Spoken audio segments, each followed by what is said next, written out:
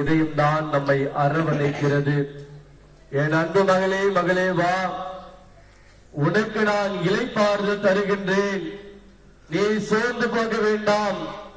உன்னை நான் தேற்றுவேன், உன்னை நான் சுகப்படுத்துவேன், உன்னை நான் பலப்படுத்துவேன் என்று சொல்லி இதோ புதிய இதயத்தை நமக்கு கொடுக்கின்றார்.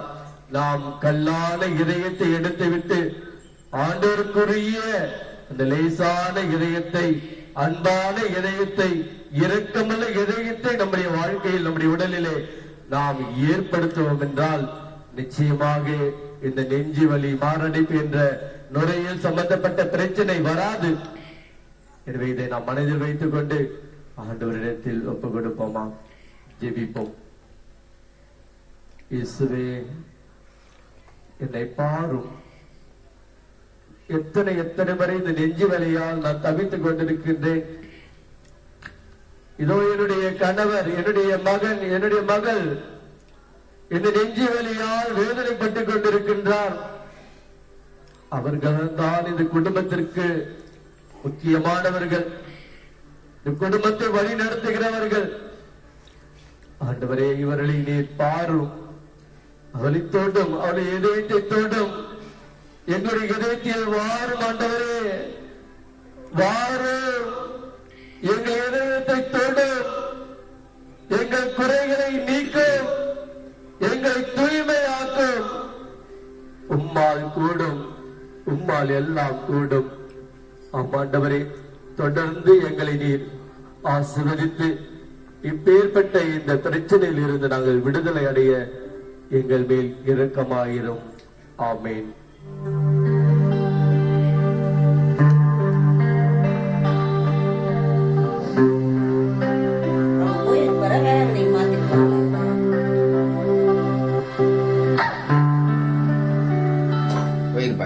கை கால் மூட்டு வலி, வாத நோய், கை சூம்பியவர்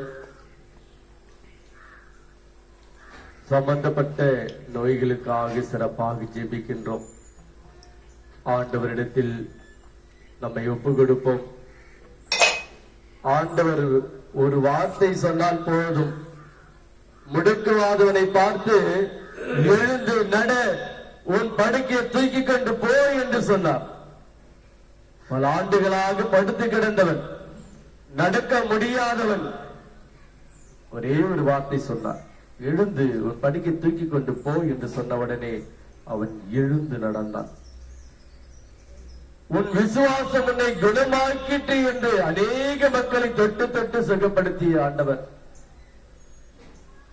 நம்முடைய கையில் இருக்கிற பிரச்சனை, காலில் இருக்கிற பிரச்சனை, முட்டு வலி, வாத நோய் என்று பல்வேறு விதமான வலியினால் நாம் அவதிப்பட்டுக் கொண்டிருக்கின்றோம். சில சமயம் ஆபரேஷன் செய்து அது இன்னும் சரியாகாமல் நாம் வலியோடு இருந்திருக்கலாம். சில சமயம் சில கட்டையினால் மீண்டுமாக அந்த இடத்திலே வலி இருந்திருக்கலாம்.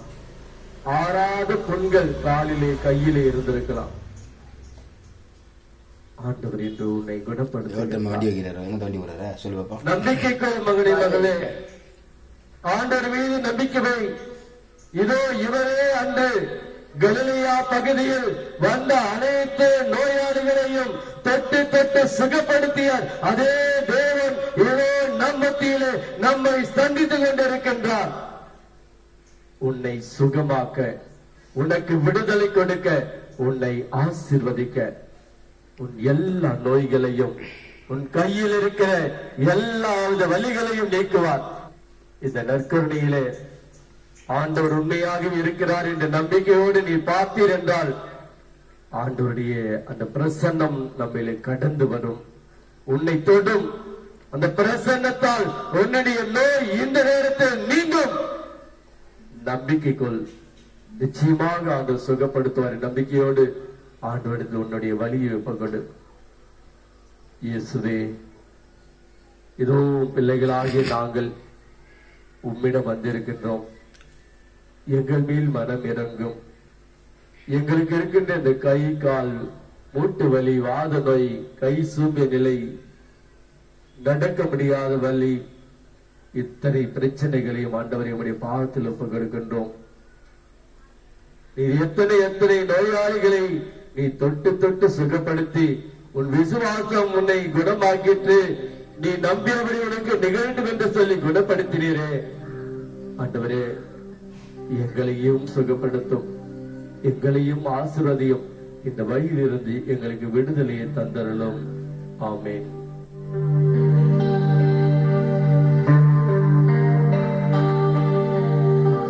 அவருக்கு அனுப்புற இந்த வாட்ஸ்அப். ஹலோ, அவருக்கு அனுப்பிச்சு விட்றேன்.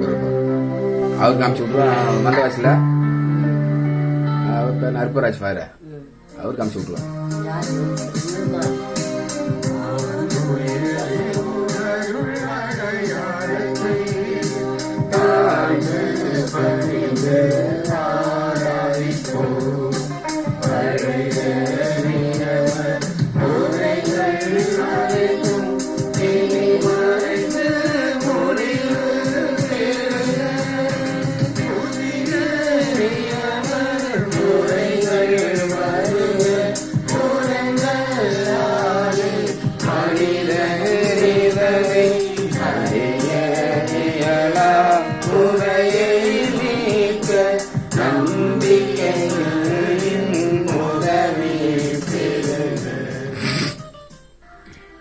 மன்றாடுவோமாக.